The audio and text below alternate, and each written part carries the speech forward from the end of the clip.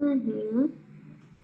Okay, we started. I want to represent Elizaveta. She's the head of sales manager of Livinci, our partner, and she will explain about the project, about Dubai, and all information that the agent needs to know about Dubai.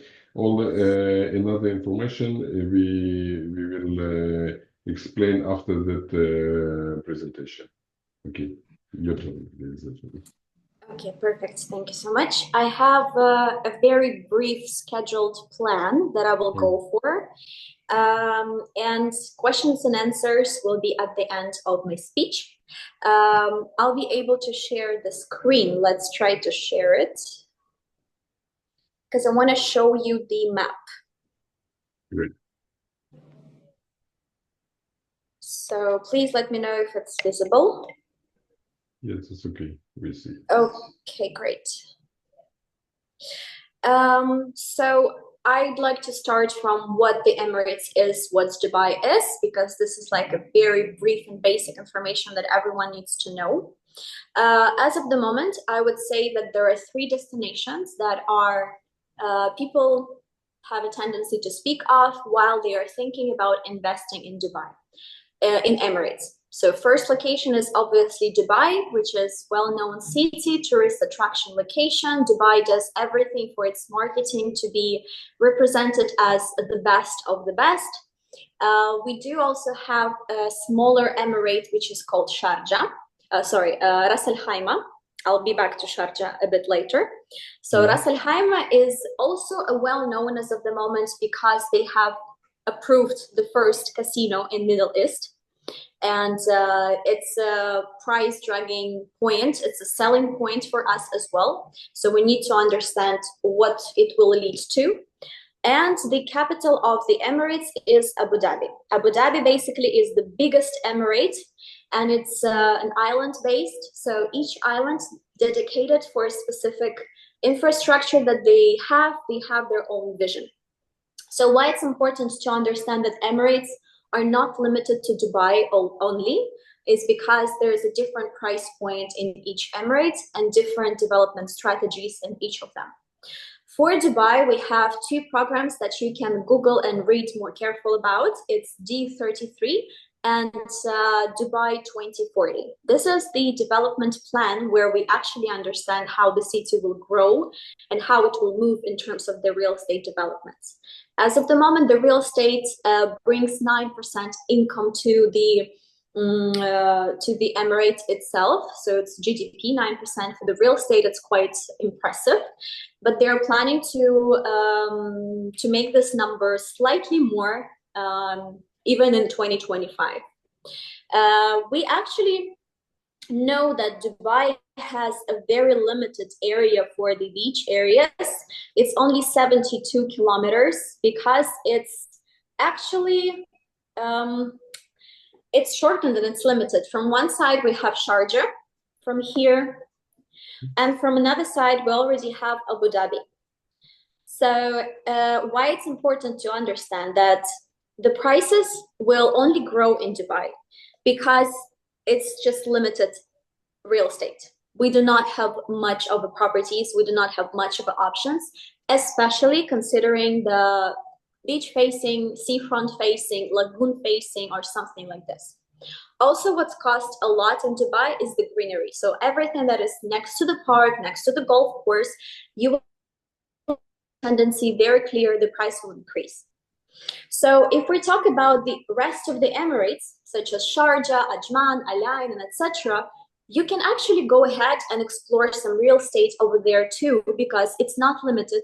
Foreign investors can go ahead and buy there as well.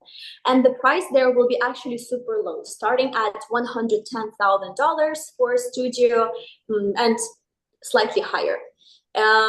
Will you be able to rent it out? Probably yes. Will you get a nice income? I doubt so, and more likely you will bury this money in this real estate because it will be super hard to resell it afterwards. The markets in Sharjah, Ajman, and etc. are not centralized and not controlled by the government of the Emirate because they are not looking for these type of investments. They have a different perspective of the development. So the 3 Emirates that you need to focus on: Dubai, Abu Dhabi, Ras Al Khaimah. Speaking briefly about Ras Al Khaimah, please go ahead and read about the casino. It's very important information. It will boost up the area prices and etc. It's already did. Let's say I used to sell Ras Al Khaimah in 2021 when the apartments, or like 2-bedroom apartments, used to cost around $350,000, and you had like a sea view. Just a second. Can you tell if by dirhams, not in dollars, because shekels and dirhams, that is a similar rate. Okay, perfect. So yes, we used to sell 2-bedroom, let's say, apartments at 1.5 million dirhams, and it was like a sea-facing, seafront property. Now you will not see anything less than 3 million. So it doubled the price. This is the area that you need to be aware of the most. It's called Al Marjan Island. This is the island for the casino. It's a wind casino itself, and it's going to be pretty big. Can you show where it will be casino? It's only one, or it will be... The whole island is dedicated for the casino. This part. Okay. Yes. Okay. The rest part is actually for different developments. So we do have big developers here that tend to sell. We have Imar with their address residences. They're beautiful. We have Aldar that is going to build Nikki Beach here. And etc. So we have like different developers from different Emirates as well. Abu Dhabi, though, on the other hand, is a little bit different story. What's 2 things that you need to know about Abu Dhabi is that they have Yas Island. The Yas Island is entertainment. It's where all entertainment is concentrated. So you have your Ferrari, Brothers. Yes, you have SeaWorld, Warner Brothers, and etc. So all the things that you can see, it's either Gulf facing, so Gulf facing apartments, or it's just an apartments that can be rented for short-term, long-term, because there are lots of people who work in these theme parks and etc. The second thing that you need to know about Abu Dhabi is Saadiyat Island. The Saadiyat Island is, it's not a man-made, it's a natural island that is full of development, and the master developer for this one particular is Aldar. They basically own majority of the land in Abu Dhabi, I would say like 80%, which is great because they can control the demand and supply in each area. And they are actually constructed everything that is right now located in Saadiyat Island. There are 2 significant projects that I can highlight on this island, and please do go ahead and read about them. They are about to launch an additional towers in this island this year. And it's not only towers, it's also villas and townhouses, which are an extremely high quality. I would say way better than anything we can see in Dubai. And it's not at that crazy price, including the fact that you can walk till the beach. So it's Saadiyat Lagoons. It's under construction, as you can see, as of the moment, it's just the sand, but they do have a couple of show villas and etc. They have already started the construction, but we don't see it on the Google Maps as of the moment. It's right here where we have all these top luxury communities, such as Mamsha Greens, Mamsha, Nobu, Mandarin Oriental. They have launched their residences there yet already. And it will be surrounded by 3 beautiful museums, which is Louvre Abu Dhabi, Guggenheim Museum, and Sheikh Al Nayam Museum as well. So it will be all in walking distance, which obviously will be benefit. Just to give you an example, Mamsha residences that are as of the moment operating, it's over here. We used to sell in 2019 1 bedroom at 1.3, 1.6, depends on the size. As of the moment, you cannot find anything on the secondary market less than 3 million, 3.1, 3.2. So it's again double the price. We are expecting for the same thing to happen for Mamsha Gardens, which is going to be launched this year. Now coming back to our favorite Dubai, I have shared like a brief presentations with Varass about the areas, everything. So you'll be able to see what's the area's specifications and etc. There are plenty of the developers. I have also shared a file with the biggest 15 developers in Dubai, with the list of what they constructed, when they have started, what to focus on, and etc. So if we're talking about primary markets, then we definitely need to know about the developers a bit more than just the regular information. I would not say that every developer is concentrated on a specific area. Unfortunately, this is not so. It would be way easier for us, but no, they try to catch different audience. Hence, they're trying to build their projects in different areas. If we're talking about developers and primary market, I would say that all you need to understand is how the tower is built, what's the payment plan, and what documents you need. So if we're talking about the construction, that any residential tower in Dubai constructed within 2-3 years in average. Even if it's like a 70 floor, 40 floors, 5 floors, I don't know, it doesn't matter. Usually developers taking time from 2 to 3 years. Everyone apart from one developer. Usually Emaar, which is the largest developer and has well, actually, it contains 70% of the whole market as per 2024 numbers. So they take 4 years to construct.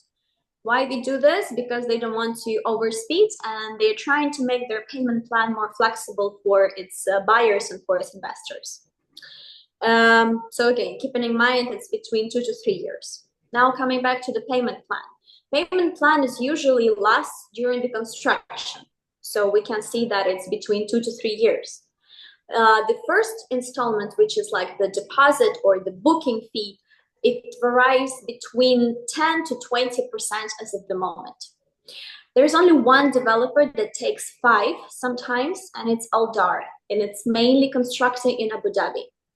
But their price limit is also higher than the regular ones. So we're talking about starting price from $600,000, which is 2.2 million dirhams approximately.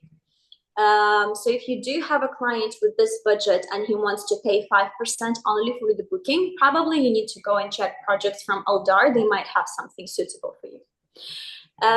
But mainly the rest of the developers, they stick to one payment plan scheme, which is 10 to 20% for the booking.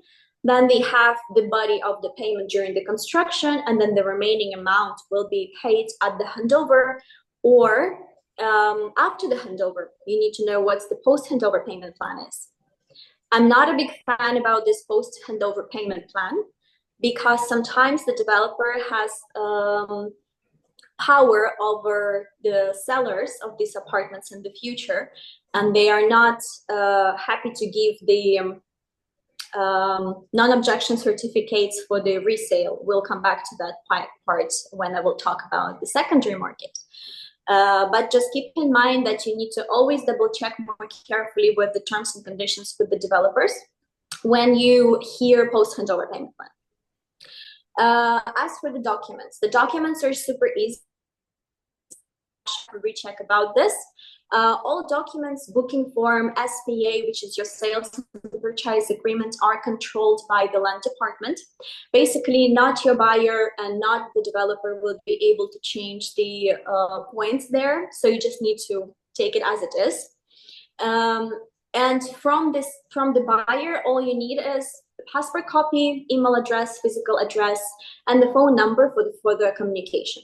Please make sure to write the correct email address and the phone number. It's essential. And if the person wants to change it in the future, he needs to pay for it, around 300 dirhams each time when he needs to change that. So if we're talking about the primary market and the developers, we need to understand that every developer has its own way of launching projects. The best prices, obviously, you will be able to find at the launch. The launch is very important because this is how the developer is making the whole show off, how fast they sell, and etc. If you're choosing from the inventory that is lying on the developer, please be careful. Be careful, look at how the apartment is overlooking. Why is it there for so long? I would say that the regular amount of time for good projects to be sold is around maximum 3 months. It can be from hours up to 3 months. If you see that the developer is selling their inventory for 6 months, it means that with this project, something is wrong. It's either overpriced, or it's in the wrong location, or it didn't catch their attention yet. Maybe the developer has questions in terms of their reputation on the market. So be careful with those ones. We all know that the primary market initially are going to be constructed. We do not have much of the delays on Dubai's market in terms of the construction completion. However, all you need to know that by law, any developer can delay a project for 1 year. It's actually written in their sales and purchase agreement every single time. So yes, you can inform your buyer that the developer will be able to delay the project for 1 year, but it's not good for the developer, first of all, because it basically means that they will not get their money from the escrow. And this is exactly where your client need to pay their money to the escrow account. The escrow is controlled by the government, and the developers usually they have a very, very limited access to it. Depends on the construction stages. Let's say if they constructed 50% of the building, they can take half or some of the percentage. If they constructed more, they can have an access for like marketing tools to pay your commission, etc. This money they can take, but full amount they will get only once the building is completed. So there's a security for client. Exactly. Yeah. Mm-hmm. Exactly. This is like a selling point as well, because your money is secured. The developer basically has a push from the government to complete it on time because they need to get their income. Otherwise, they will not be able to reinvest in a different project, and etc. This is how it goes. So speaking about the primary, we all understand that it's about to end up in a secondary one way because it's going to be constructed and then it becomes a ready property. And once we're talking about the ready properties, we mostly call it secondary. Basically, in Dubai, we call secondary everything that is not sold from the developer. So developer is primary, but everything else from the seller is a secondary already, regardless whether it's ready or not. What you need to understand is that for primary, we're just sending the documents to the developer and it's their responsibility to proceed with the property registration. But if we're talking about secondary markets, then there are additional things that pop up that actually needs to be taken care of. So first of all, we do have some certain forms that needs to be signed with the local agency, which is Form A for the seller and Form B for the buyer. It's basically to regulate the relationship between people and the agency who is going to proceed with the deal. Afterwards, these forms will be combined to MOU understanding, where it will actually state the whole points of the deal itself. Memorandum of understanding, yes, because it does, yes, okay. Mm-hmm. Exactly, yes. Mm-hmm. So you will need to actually see what's the property amount, who is the seller, who is the buyer, what's your commission, what are the terms and conditions, how, when the deal will happen, how the deal will be paid off, like cash, or maybe it will be bank transfer, or maybe it will be manager's check or etc., because we still have checks here. So this is very important thing that you need to understand. In 95% of the cases, the buyer needs to come for the deal, both actually, buyer and the seller. They can come themselves, or they can write a power of attorney for any person who can represent them, basically. How long time it takes? How long time it takes? Because our clients want to fly and to visit. They need to know how long it will be take to the process. There are two cases. First of all, if we choose the property online, so basically the buyer just comes for signing papers. And second of all, if we need to arrange the viewings. So if we need to arrange the viewings and the buyer needs to go on location, see before finalizing any paper, then I would say you need to stay here between 10 days up to 3 weeks.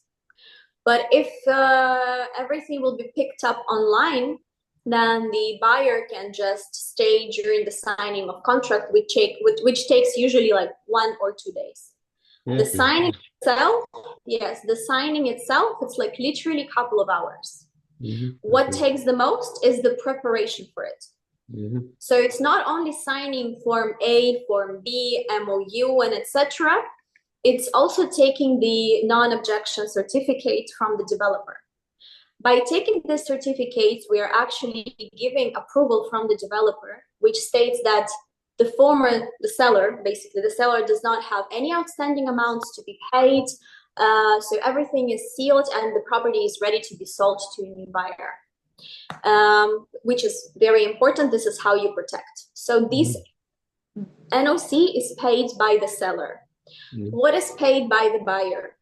By the buyer, we are paying the apartment price, obviously. We are paying the trasti fee. Sorry, trasti fee. Trasti is basically the local government department that registers all the deals on the secondary market. And it's fixed amount for off-plan properties and for ready properties. It's between 5,250 dirhams to 4,200. So it's either one of this. They don't need to pay DLD, yes, or they need to pay DLD 4%? They need to pay DLD. The DLD fee is paid on both primary and secondary market, 4%, flat, doesn't matter. It doesn't matter, okay. Mm-hmm. In addition of DLD, they need to pay until 5,000. 5,000 dirhams, exactly. Mm-hmm. Okay. Mm-hmm. Also, if we're talking about secondary, then we always need to calculate 2% commission, which is like minimum standard commission that can be agreed from the buyer, from the seller, doesn't matter. So if we're talking about the general calculation for primary market, it's going to be 100% from the apartment price plus 4%. And also they have admin fees for the developer as well. So the total average apartment price will be 104.5%. That's how much the person needs to pay. And on secondary market, it will be 100 apartment cost, 4% DLD fee, 2% commission for agency, and this 5,000 dirhams, that is trustee fee. So basically, when we calculate it in total, it comes to 107% in total. So you are actually overpaying for all of this commissions and everything. Just bear with me a second.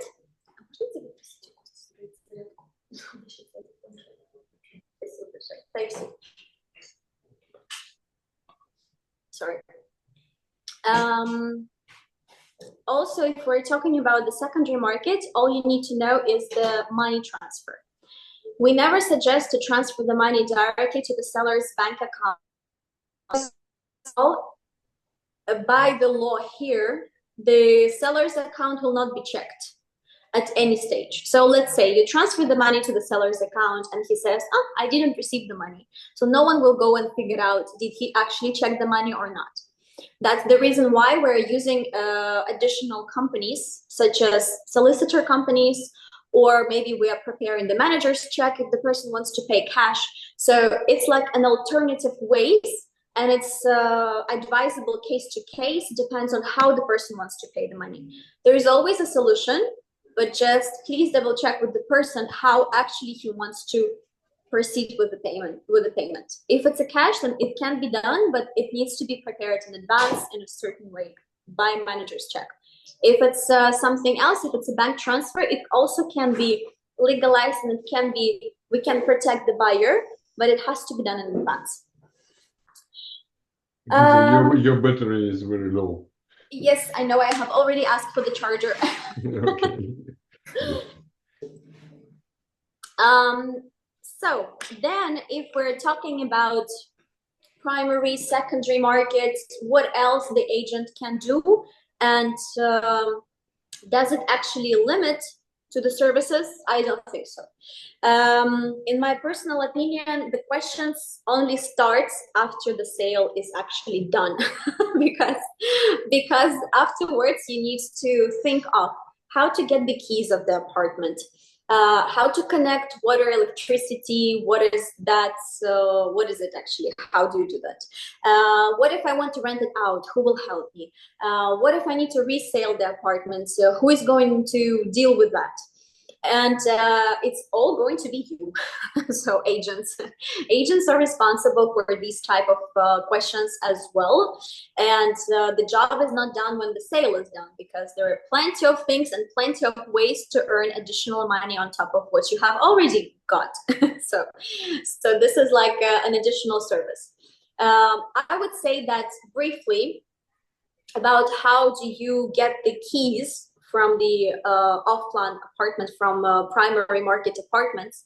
It's actually easy and not easy process. First of all, the buyer doesn't have to be in Dubai to get the keys. It's okay. It can be either local agency who will do it here, or the agent himself can do that. The only thing is you will need the power of attorney. That's for sure. The power of attorney can be done online, and the price is approximately 2,000 dirhams, just for you to know the average. Also, before actually getting the keys, there will be a procedure called snagging, which basically, well, it's like you will go to the apartment and actually see whether everything is okay there. So the walls is okay, like the installed kitchen appliances and etc. Because you get ready apartments in Dubai, right? You're not getting just empty walls. It's pre-done. It's sometimes it's even furnished. Thank you. Sorry, I'm getting the charger. Just a second. What? Okay, I'll move you in a second. Yes.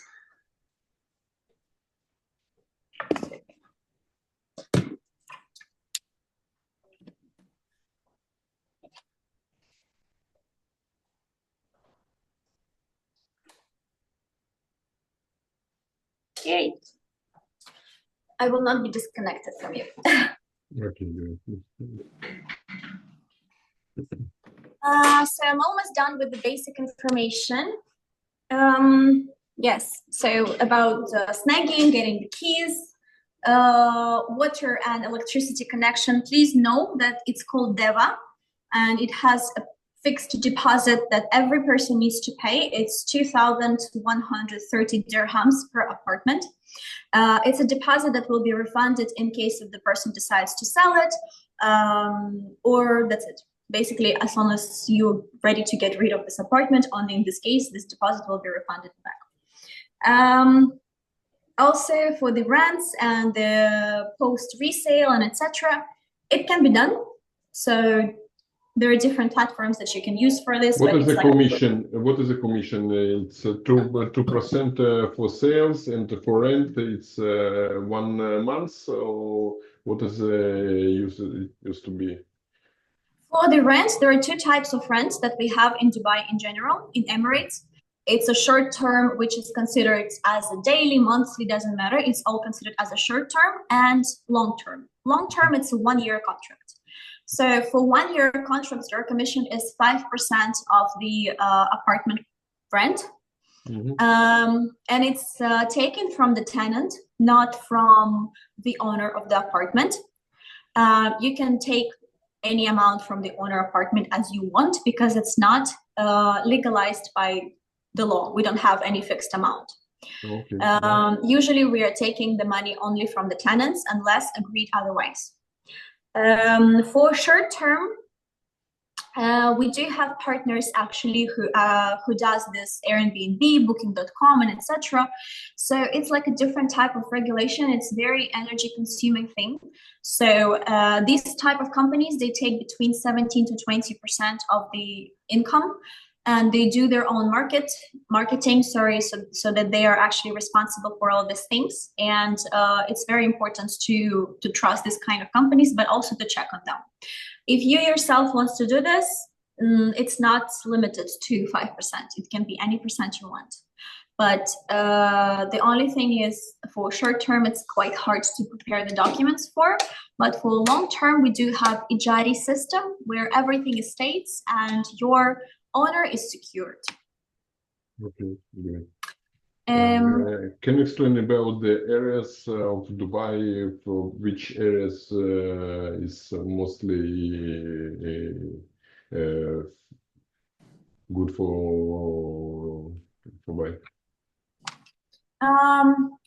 Yes, but it depends on the budget. So obviously, if we're talking about something that is, well, you can see the map, correct? Mm-hmm. So if we are talking about something that is located here, then I would say that don't really waste your time and bring the client who doesn't have at least $300K, which is, I would say, like 1.2 million dirhams. Mm-hmm. JVC area, town square, and everything that is below over there, it can be for around 250,000 dirhams. But as of the moment, if we're talking about primary market, the prices are really growing up since 2020, since 2000, even last year, comparing to last year. So the prices have a tendency to grow, to be honest. So please speak in dirham, okay, not in dollars, okay? Yes, dirhams. I'm always coming back to the point where I need to mention dirhams, yes. Okay, yes, okay. I would say that the most reliable developer that has like a nice product and it will bring a stable 8% return on investment from rent is a town square by Nshama. So they do have regular sale. They do have a lot of towers to be launched. And it's like a family community. The starting price is, I would say, 990 dirhams per one bedroom apartment, which is approximately 55 square meters. And it's a good investment. It seems a bit far from the beach area and etc., but it does not matter because it's already established family community and it looks good and it's like pretty. You can just look at the pictures. It's actually very nice. Mm-hmm. And it's like live videos taken by people, so it's not even me showing you renders. And this is a future construction, so they have a lot of lands to be developed, which is good. This is the parking and etc. So please go ahead and explore the area. All you need to know is in Dubai. What is the name of the area? What is the name of the area? It's a town square. You can see it's like a Town square? Okay. Yes, town square by Nshama. Mm-hmm. Nshama is actually like a sister, I would say hidden sister company of Imar. They have same ground. And even when you look at the buildings, it looks exactly like Imar buildings. Okay. It's just like they put a different name on it. I'll just explain you about two more things about Dubai. That we have a leasehold and we have freehold. We as an agency, we're working only with the freehold, which an international buyer for like a permanent hold. So it can be inherited, it can be mentioned in their, I forgot the word, inheritance letter. Sorry, do not recall like a proper word for it, but you got the point. To prepare this kind of letter, it's actually around $4,000, which I think around 16,000 dirhams for this inheritance letter. So you can actually mention who your property will go for after your death. And it's by international law, so nothing will be, like, nothing can be changed. If you decide so, then this is so. What else is important? For the leasehold, we do have a big amount of land that is still remaining in the center of the city that cannot be sold to an international buyer. I'll highlight you some. So it's by next to the Jumeirah beach, next to, like, these are the hotels, but anyways, all of this is actually a leasehold property. So it's regardless the fact that it's super close to the beach area, it's already constructed with villas and the locals and everything. The only project, which is why it's so unique, it's by Dubai Holding, which is Madinat Jumeirah Living, and this is the only basically complex that can be purchased by international user. Okay. The rest of the areas is a leasehold. Also, what's the leasehold? The leasehold is Deira, next to the airport areas. It's also nothing can be purchased there. So if a person tells you, can I buy an apartment in Deira? I've heard it's popular. No, you cannot, because it's a leasehold, and that just like makes no sense for you. But if a person wants to be close to the airport, then Dubai Islands is a future point of advanced everything. Like Dubai is actually moving towards that side. So you need to know about the Dubai Islands, maritime city, and the community of the Imar, which is Mina Rashid. So these parts I would concentrate. If there is like a platform which is called Genie Map that I hope will get you the access to, where you will see all the projects and things.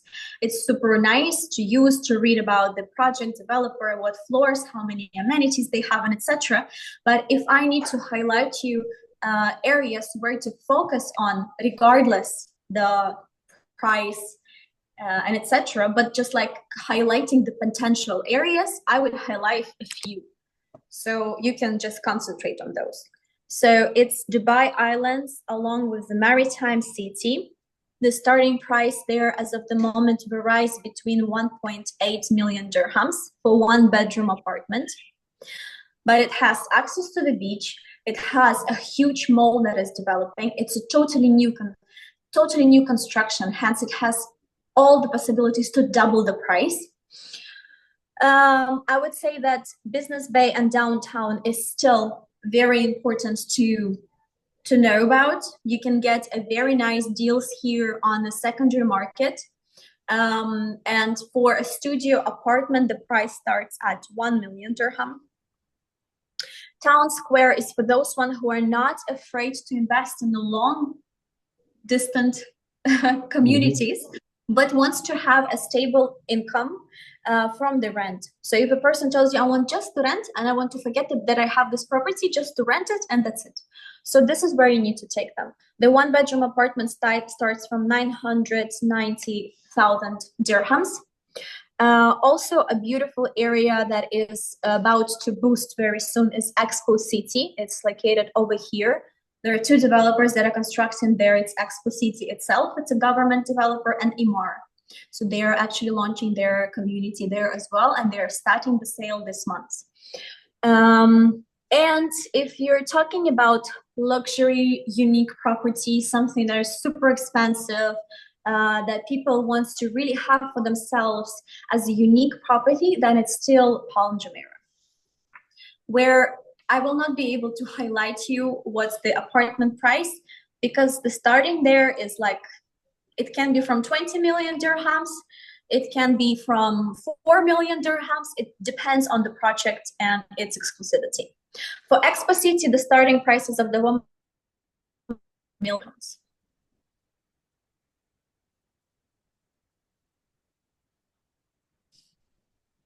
So that's the brief information about the areas. GVT, can you explain about this?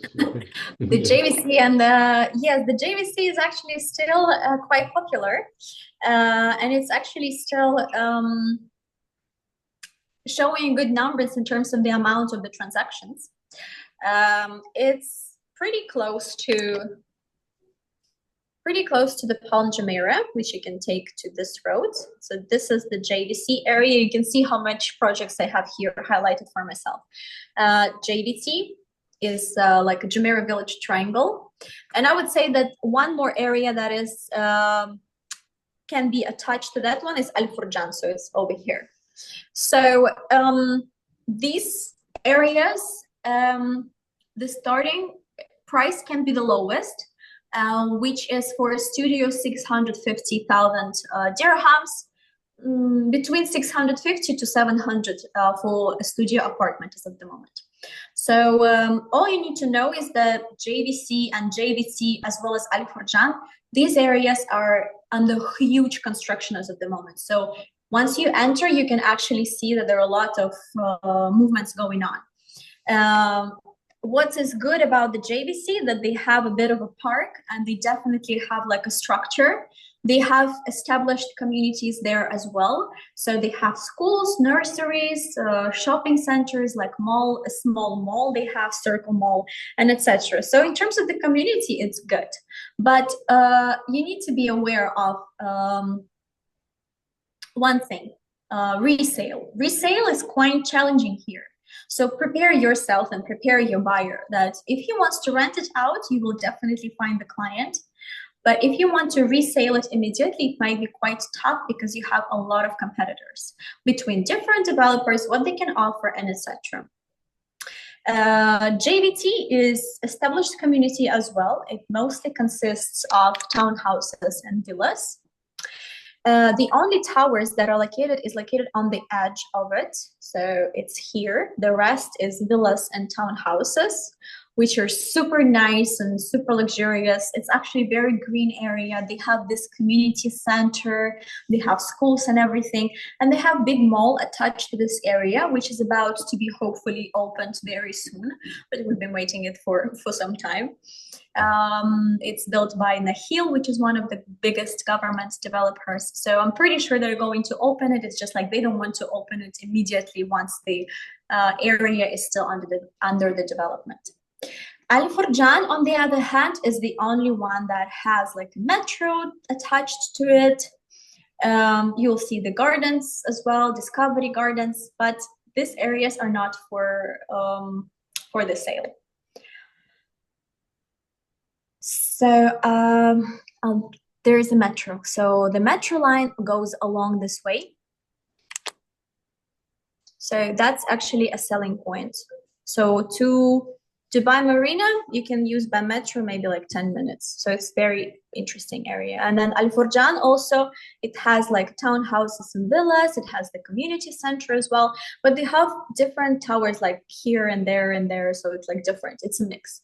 In Genie Map, you will be able to see exactly how many projects are launched there as of the moment. To be honest, I would say that this area is actually better at some stage, just because it's very close to the metro and people love to be by the metro.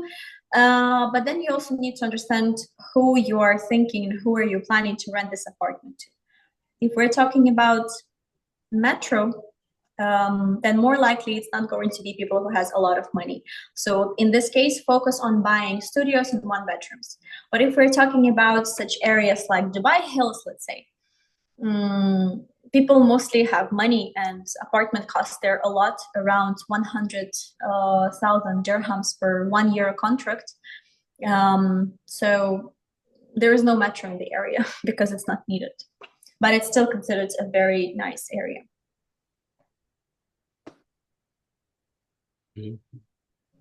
Okay. Another site, Dubai Hills and Sopra, Azizi, Venetian. To explain. If we're talking about the Dubai Hills, I have mentioned it, but like it's actually what you need to know about Dubai Hills. They are launching new towers exactly in this area. So it will be new community for the Imar. They're going to do a park in the center and towers here, here, and here, and then here. So this is how it's going to be. They have started to launch, and they're planning to launch one tower in January and one tower in February. So you can focus on that. With the Imar, it's quite hard to get it on the launch, but you can still get it. If we're talking about Shoba and Azizi and etc., it's located in the area which is called Mohammed bin Rashid City, which is quite large. It's just like right here. So this is the Shoba heartland, this is Azizi, and this is District 1 with the only working lagoon as of the moment. I'm pretty sure that you've heard millions of projects that are advertising we're going to have lagoon, but the actual working one is only in District 1 so far. So this is how the area is going to be. They're planning to launch another lagoon, so it's going to be like an extension of the lagoon over here between Azizi and Shoba. Unfortunately, we are not sure when it's going to happen yet, but Shoba has a lot of communities to launch.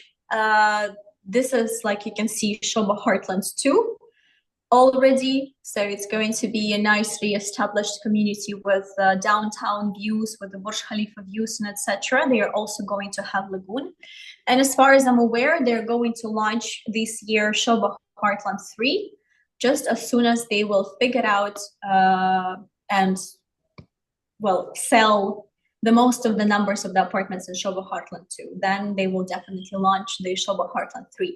I'm not sure about the area yet, but probably somewhere around the same. And a new airport, when it will be built? New airport? The Al Maktoum airport, which is here next to the Expo City, is actually working as of the moment. They are redirecting part of the flights, but they have planned really big, massive construction over there. I think not earlier by 2027 or even by 2030. The DXB airport is still working at max. But they're just trying to redirect slowly using at least one terminal in Al Maktoum airport. Okay. I think that's like a brief about everything. Okay, thank you. So as a basic information, in combination of the files that I have shared with you, I think it will be more understandable. In case if there will be any questions, you can just write them down and we can arrange like a further call, like maybe 20-30 minutes, but you need to have a questions written so that I will be able to reply. Okay, great. Thank you. I'm stopping recording.